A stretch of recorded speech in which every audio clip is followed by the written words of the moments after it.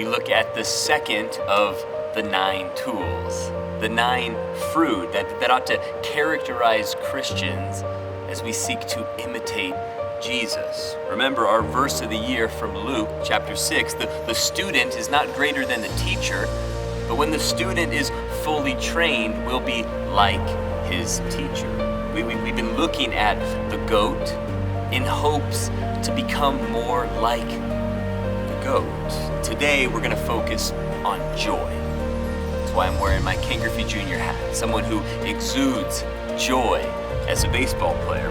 We often like to compartmentalize our lives.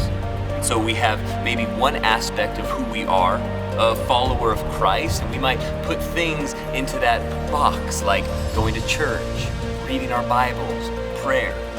And then we have the other reality that we're baseball players, and we'll throw a bunch of stuff into that box. For a lot of us, it's hard to combine the two.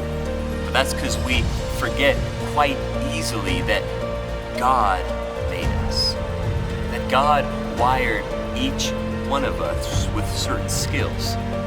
Some of you guys love the game of baseball and you're good at it. Praise God for that. I'm just here to remind you that you don't have to choose between balling in between the white lines and following Christ.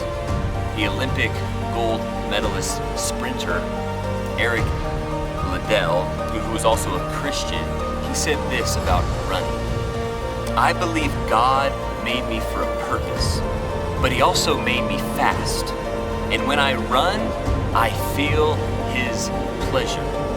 We can and should be able to experience that same kind of joy in who God created us to be, even as baseball players.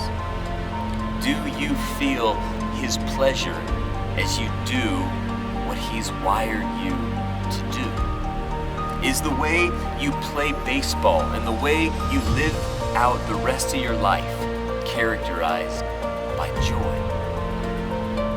When we get our eyes on Jesus, we see someone who lived a life of joy, full of joy. The journey that Jesus had in the years that he was on earth were filled with highs and lows, just like ours. But as Jesus lived out his purpose and fulfilled his mission, he did it with joy. Even when he went to the cross to die for us, Hebrews 12 tells us, for the joy set before Jesus, he endured the cross.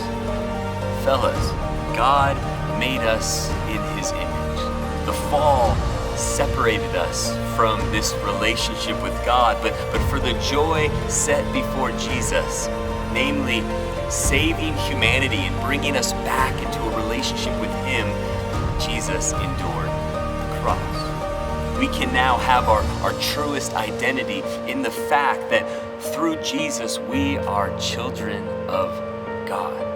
And with that as our foundation, we can play this game that God has gifted us to play for his glory and for our joy.